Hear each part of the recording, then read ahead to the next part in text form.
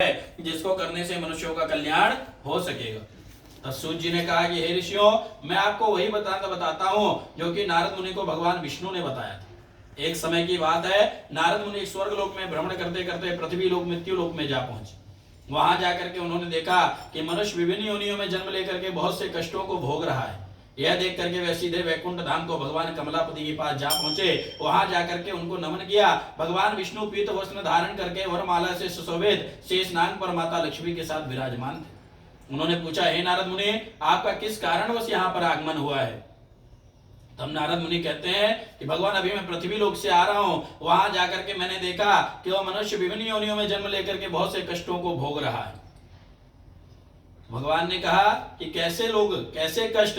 तो नारद मुनि कहते हैं कि भगवंत कथा न रुचेगी जिन्हें, नहीं शास्त्र की बात पे ध्यान धरेंगे, पढ़ेंगे अंग्रेजी कहाएंगे साहब, होटल में मधुपान करेंगे।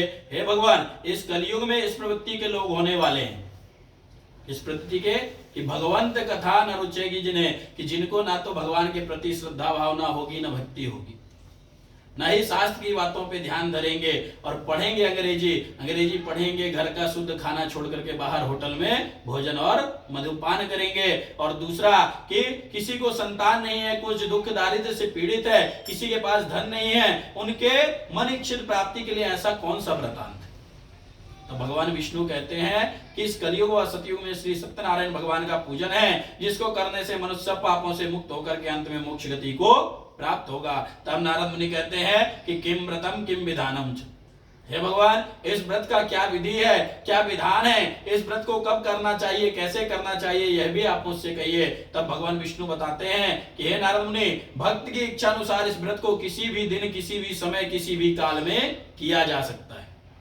सत्यनारायण भगवान के लिए कोई मुहूर्त नहीं है। प्रातः काल उठ करके संध्या वंदन करना चाहिए, अपने बांधवों को, ब्राह्मण को बुला करके श्री सत्यनारायण भगवान का पूजन करें, भजन कीर्तन करें। गेहूं का चूर्ण ना हो तो चावल का चूर्ण लेकर के सवैया मात्रा में नैवेद्य तैयार करें, कथा के उपलक्ष्य में भजन कीर्तन करें, प्रसाद ग्रहण करें तथा दूसरे दिवसी प्रातः काल उठ करके भगवान का उत्तर पूजन कर करके उनको विसर्जन करें। इस प्रकार से जो भी इस कलयुग में श्री सत्यनारायण भगवान का पूजन करता है, वह इस योग में सुख भोग करके अंत में सत्यलोक को प्राप्त होता है। इति स्कंद पुराणे रेवाखंडे सत्यनारायण वृत्तयाम पहला अध्याय।